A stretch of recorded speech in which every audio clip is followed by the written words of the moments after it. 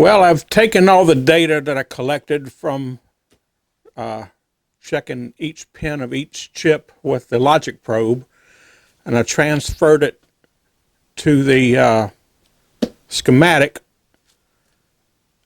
and so here it is, the finished product. Is this going to help us? I don't know, but let's see if we can analyze it a little bit here. So let's take a closer look.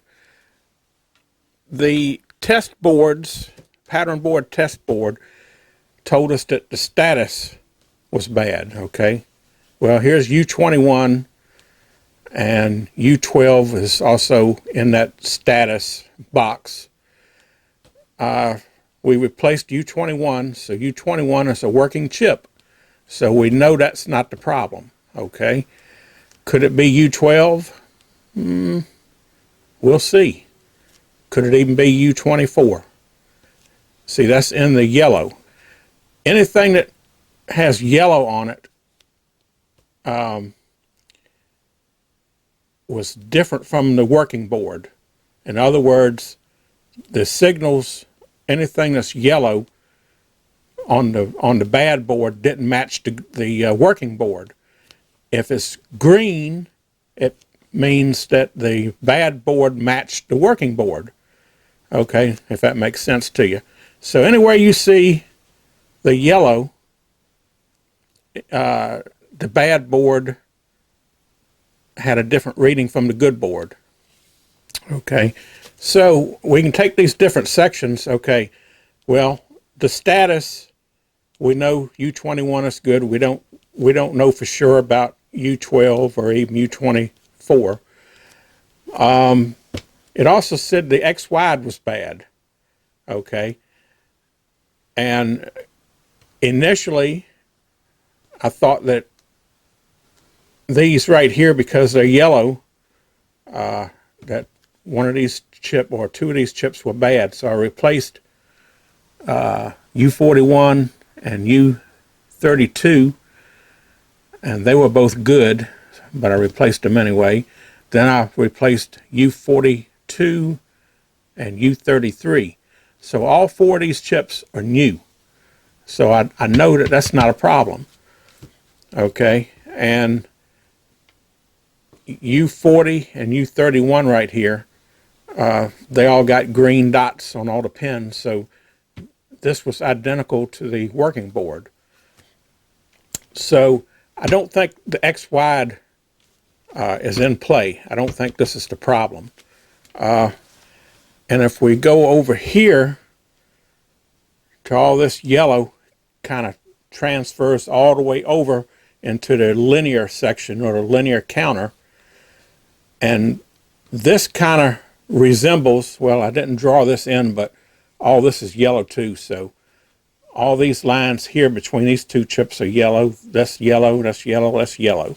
So that's kind of like the same thing we're getting over here.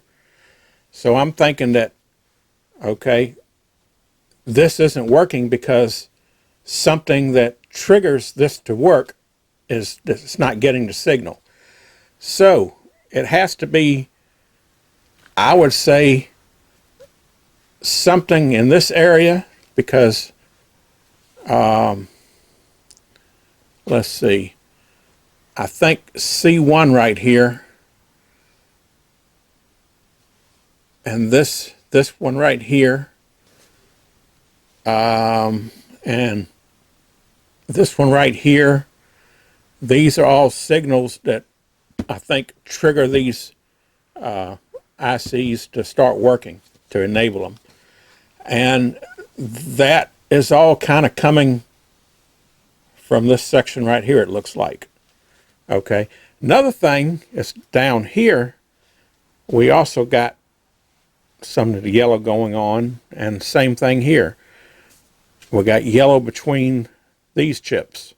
So I'm thinking this section is not working, but it's probably good. Same thing over here with the data bus. We're getting no activity on the data bus between the data lines. Okay, so that right there pin 1 of these 2 chips. They're tied together, and I think that's what enables these chips to start working. And if you follow this,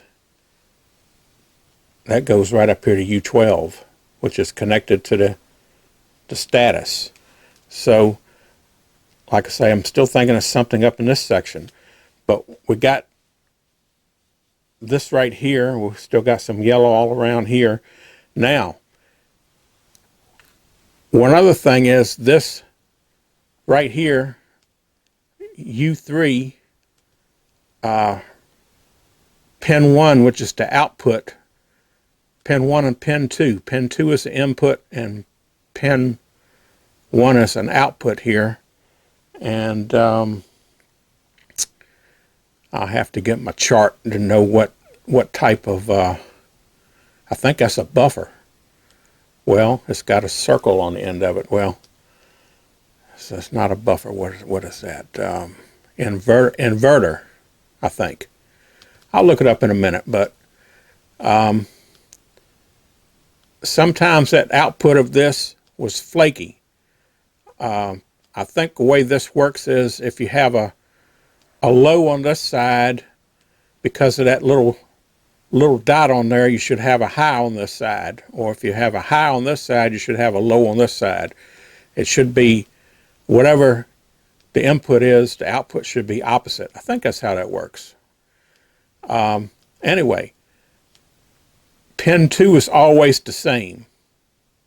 Okay, I don't remember right offhand. I'd have to look it up if it's low or high. But pin 1, sometimes it would go flaky, and it would either be high or it would be low, or it could have been pulsing. I don't know which, but sometimes it would just go high, and then sometimes it would go low, and sometimes it would pulse. So I'm thinking that this part of U3 is flaky. Okay, well, here's another part of U3 up here. We got yellow there. Down here we got U3 pins 3 and 4. Same thing. The signals were different. So that's flaky. So U3 is the one that I'm suspecting right now, just by glancing at the what's going on the schematic here from the data I entered. Now that's just a guess. I don't know for sure, but I think to get a better understanding of what's going on here, in the manual there's a pattern board theory of operation. So let's sort of go over that real quick and see if we can get an idea of exactly what's supposed to be going on here. And maybe that can help us narrow it down as to where the problem might be. Because the problem is somewhere on this board.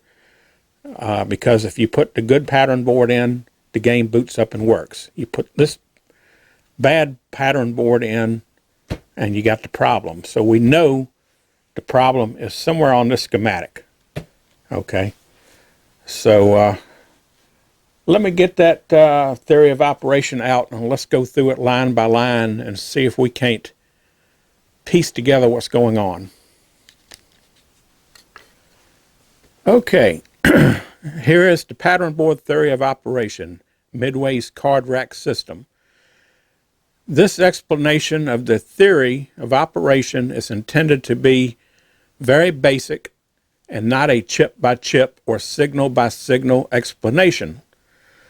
There are some complicated features of this assembly that would take too much room to explain, nor would it serve any useful purpose for the service technician.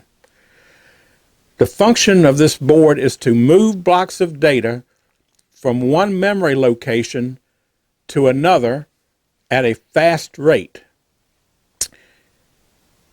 In the card rack system, this translates into the ability to transfer a pattern on the screen or from ROM to another location on the screen.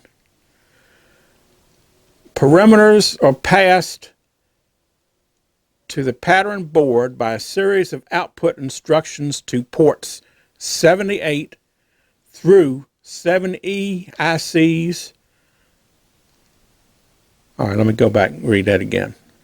Parameters are passed to the pattern board by a series of output instructions to ports 78 through 7E.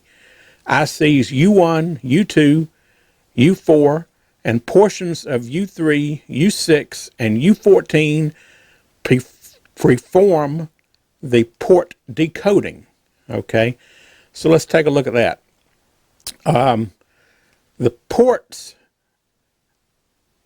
that pass the parameters, in other words, that's the instructions to tell the board what to do. Port 78 through 7E.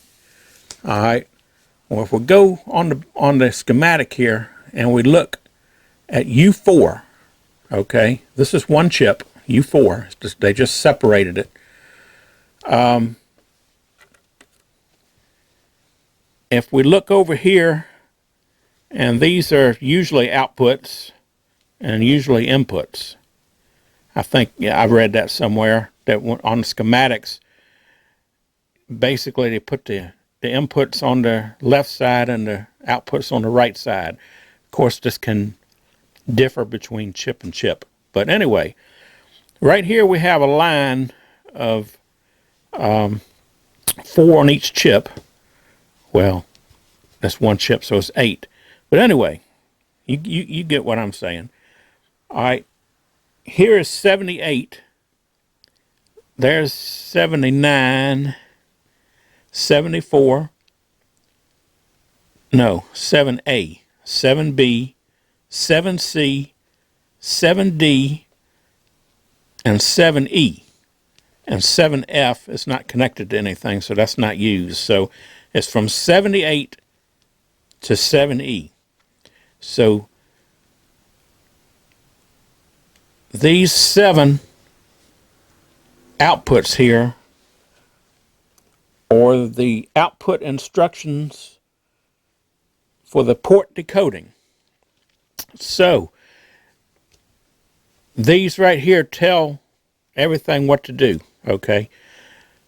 Let's go back to here. The following sequence of events in a typical operation of transferring a color-encoded pattern from ROM to screen RAM. Okay, and this is just one thing that it does. The mode control byte is loaded into U21 by an output instruction to port 7A. Here the various modes of operation are selected. So port 7A, which is right here. All right, if we follow this, it splits off here, but when we follow it straight up here, it goes into pin, I think that's pin 9 of U21, which is the status chip, which said it was bad, okay? The test card said it was bad. So we keep that in mind, okay? Splits off here and runs right here. And look where we're at. This is that part of U3 that I suspect is bad, and that's got this circle around it. That's where that signal was flaky, a flaky signal. So if we follow this on down,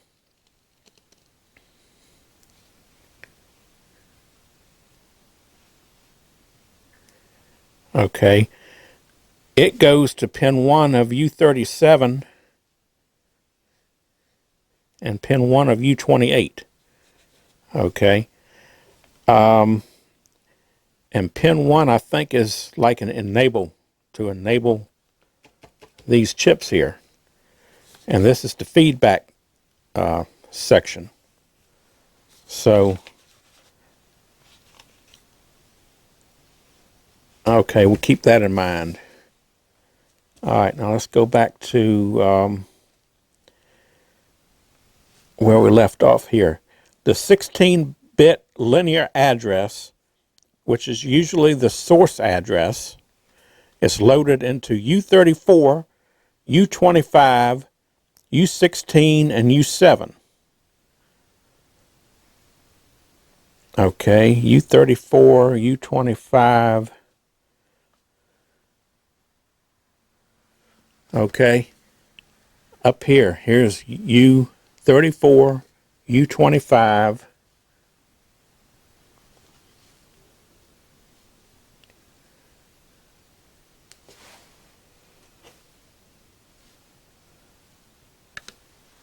okay, U16, and U7. So this is all, these 4 chips are all in the section up here that doesn't appear to be working. Okay, so that means we already got to a point to where the operation has ceased to operate. That's another reason why I think U3 is the problem. Okay, the lower 8 bits are loaded into 34 and 25 by an output instruction to port 78. The higher order 8 bits are loaded into U16 and U7 by an output instruction port 79. So we'll go back to U4 here, and that was port 78 and port 79. So again, here's 78.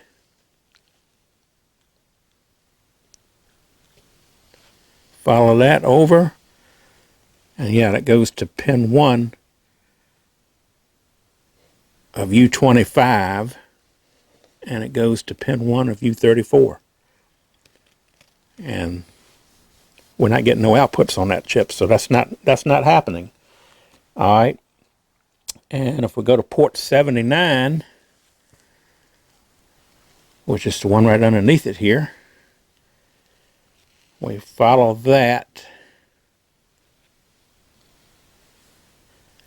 and that goes to pin 1 of U7 and pin 1 of U16. Nothing's happening there. So we're not getting that signal from U4. All right.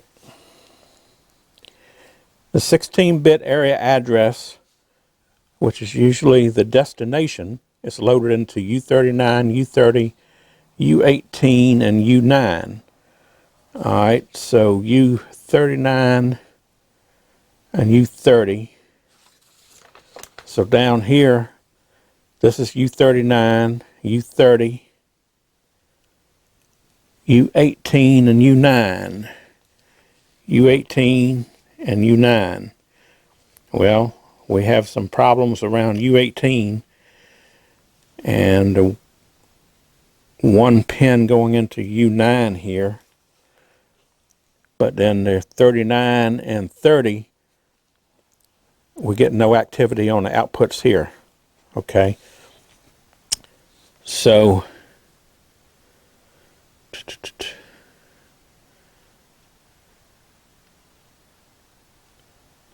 and U39 and 30, the instructions are from port 7B. So we'll go back up to U4. Here's 7B. And if we follow that,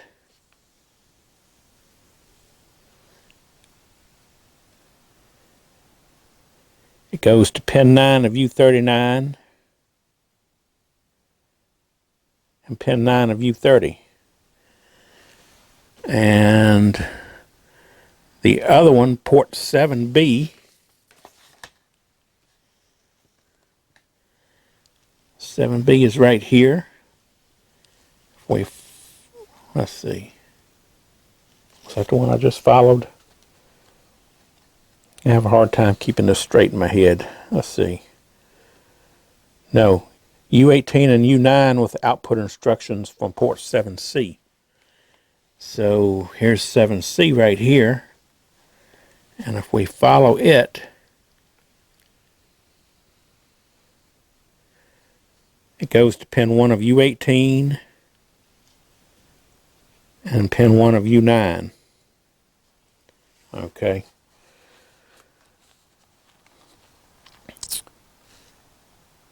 A line offset value is loaded into U39 and U30 with an output instruction from 7B. 7B.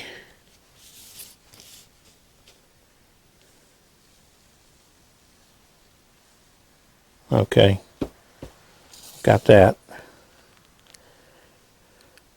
The width of the pattern is loaded into U41 and U32 with an output instructions to port 7D. The height of the pattern is loaded into U40 and U31 with an output to port 7E. This instruction also starts the following sequence to perform the actual pattern transfer, which we know is not happening. So U41 and U32 and U40 and U31 are the 4 chips that I've already replaced up here in the XY section.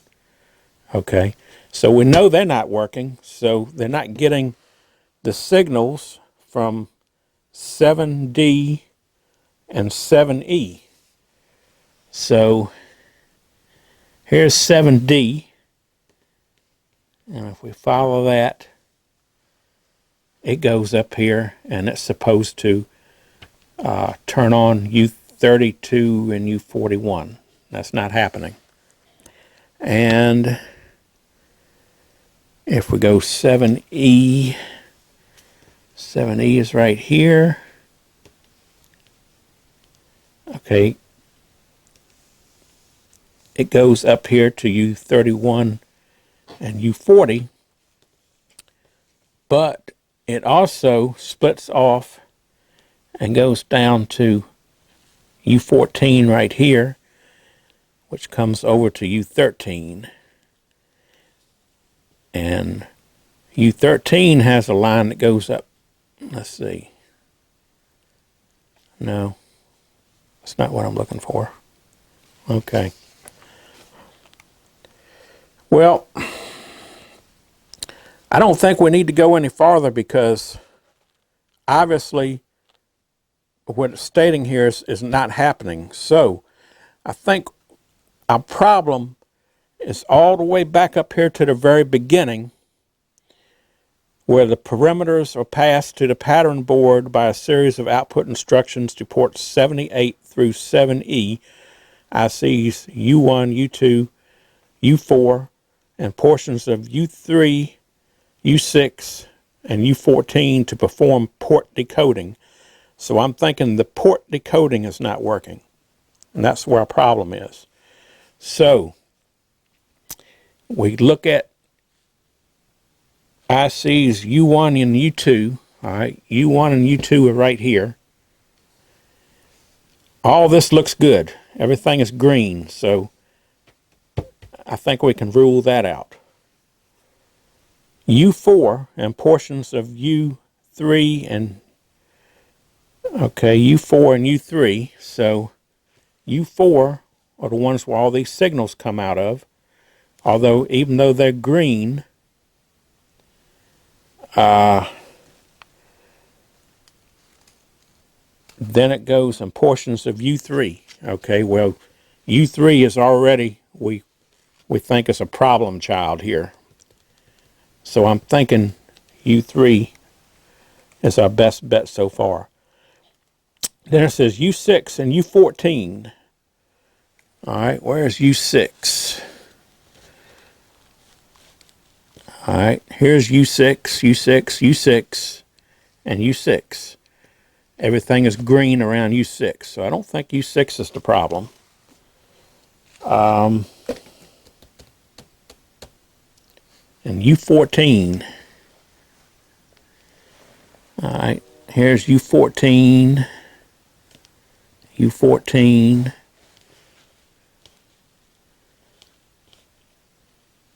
U14.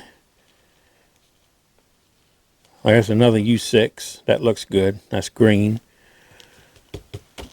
So right now, U3 is my main suspect. So that happens to be the one chip I don't have. So I have it on order. And as soon as it gets here, we'll be back. And I think we'll pull that chip and just go for it. Okay, well, I just pulled U3 out of the board, so let's hope this is the problem. Gosh, I hope it's the problem. All right. Rats.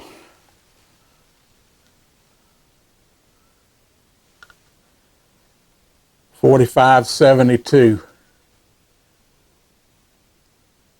Cotton picking chip is good. Dang it. Back to square one. All right. Well, we're going to put a socket in it and put a new chip in it anyway. Who knows? Maybe this chip is working in a tester, but maybe it's not working because it was kind of flaky. But if this doesn't do it, then that means something upstream of this is probably what we should be looking for. So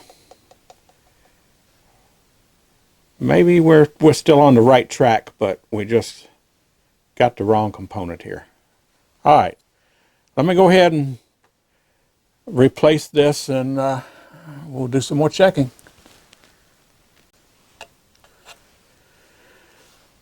Okay, well, that was disappointing. We replaced U3 and it didn't work. So let's go back to the pattern board theory of operation and go back to this port decoding. I'm going to start piggybacking the chips. Parameters passed to the pattern board by a series of output instructions to ports 78 through 7E.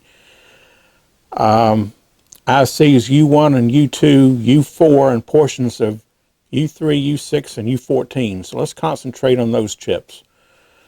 Since U4 is the one that puts the outputs from 78 to 7E, I'm going to start with that one. I've already looked it up, and that one is a,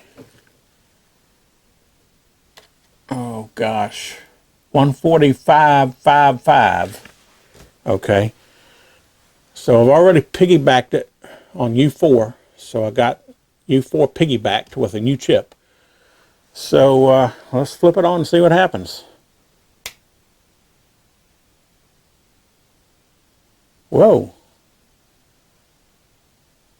we're getting something.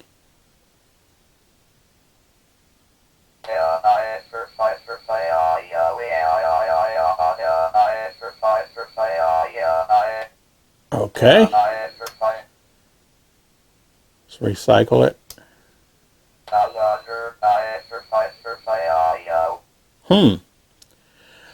Well, that's different.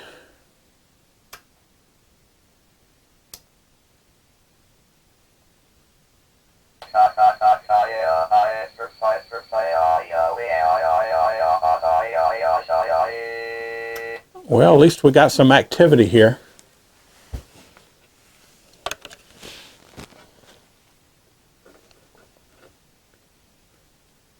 Make sure it's on there good. Try it again.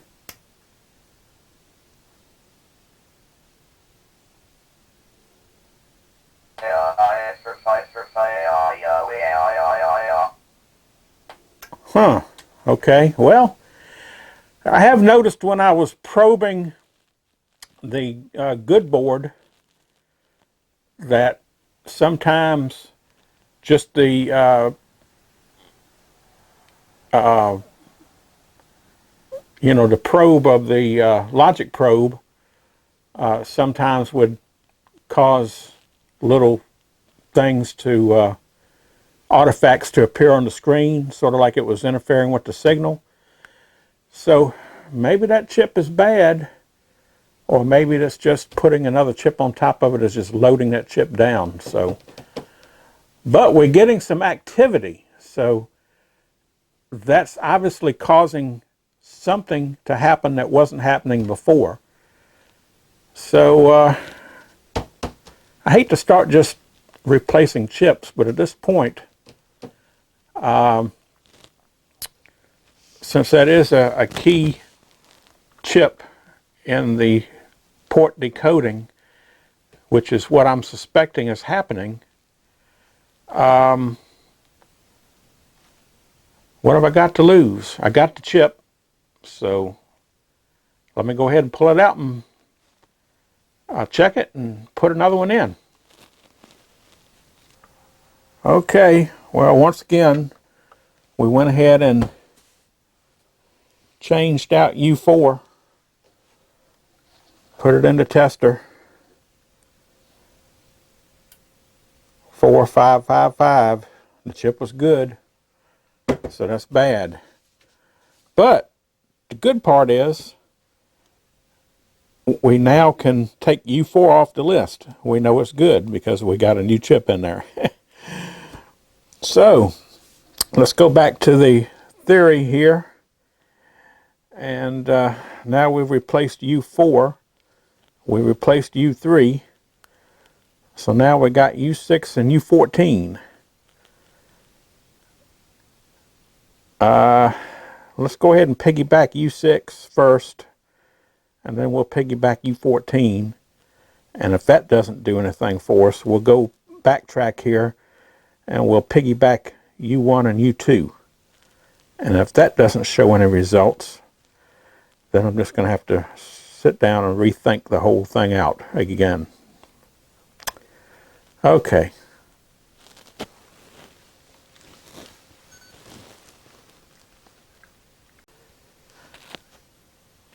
Okay. Well, what I started to do was I went through the rest of those chips. We replaced U4, replaced U3. I piggybacked U6 and U14. It made no difference. So then I got to thinking, I said, well, let me try to piggyback some more of these chips. Anywhere where I had the yellow lines drawn, or the dots. So I tried U12, no joy. U24, no good.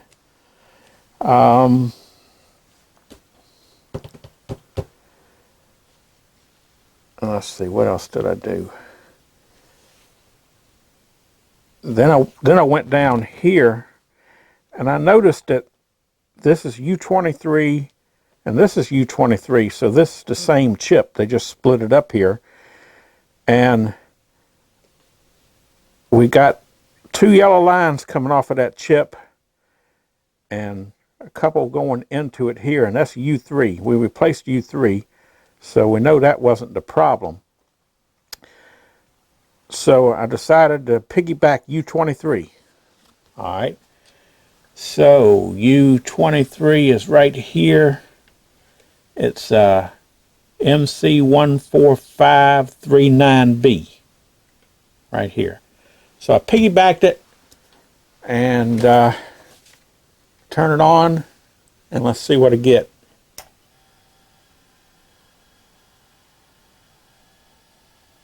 Okay, well, that's a start.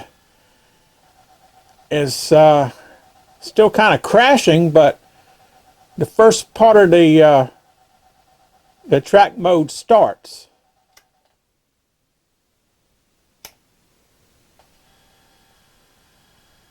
So evidently, piggybacking that chip is sort of getting it. Yeah. That's a start.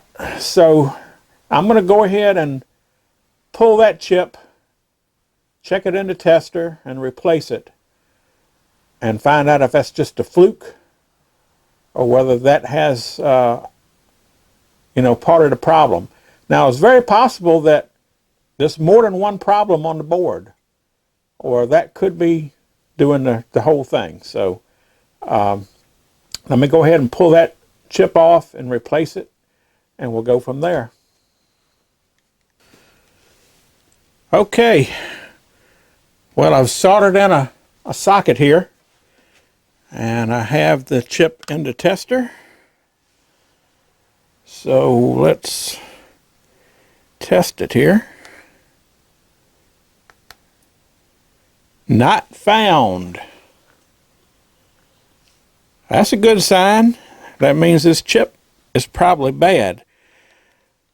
Let's see. Let me put the new chip in, which is the same one. A 14539B.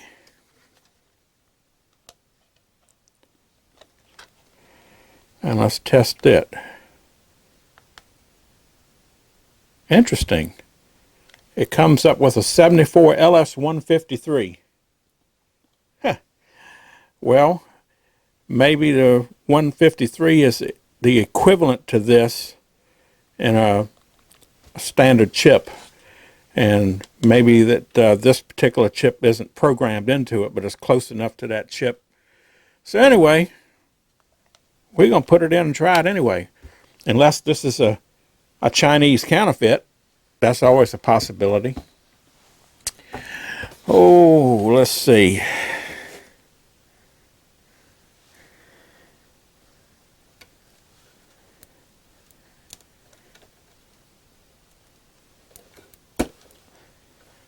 Put it in. Make sure we didn't fold over any legs. It looks good. Let's go ahead and put it in.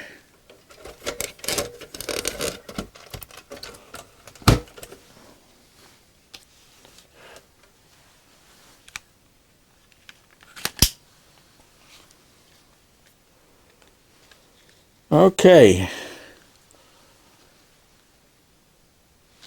Let's go ahead and power it on and see what happens. Cross the fingers.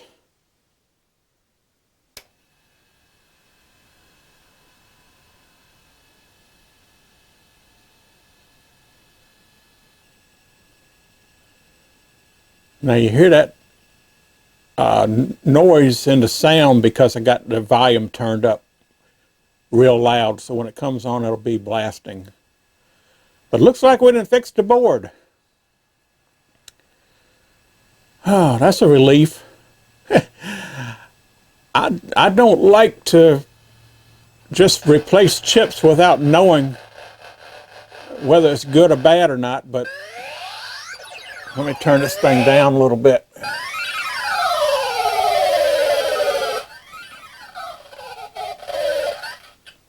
Volume control needs a little deoxit.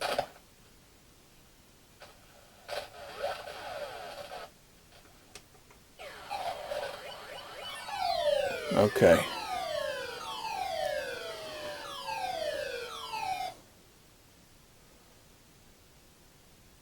All right. Finally, success. So let's total up the damage here. First, we replaced U21 because the pattern board tester told us that that was a problem. That wasn't the problem. Then we replaced, let's see, U32, U33, U41, and U42. These four right here. All right, we found out that wasn't the problem. Then we replaced U3. Then we replaced U4. And finally, we came to U23. So, I guess it could have been worse. But the main thing is, we now have a working pattern board. Got one more to go. Maybe with the experience from this one, maybe it'll go a little smoother. At least one thing is I already have all the information I need on all the chips for the good board. So I should be able to just kind of go over certain areas and you know, make a comparison, and hopefully the next board will be a little bit easier. But I guess we'll find out. But I got a few things. I'll probably put it on the back burner, board number 3, because I do have some projects coming up. I have that Arcade Jason project that I need to get to as soon as I get the parts. I'm still waiting on some parts. And we got that other RGB board that I got in the mail yesterday, or day before yesterday. Try to figure out what's wrong with it. So we got more stuff to do. So till then, this has just been another arcade fix. Have you had your arcade fix today?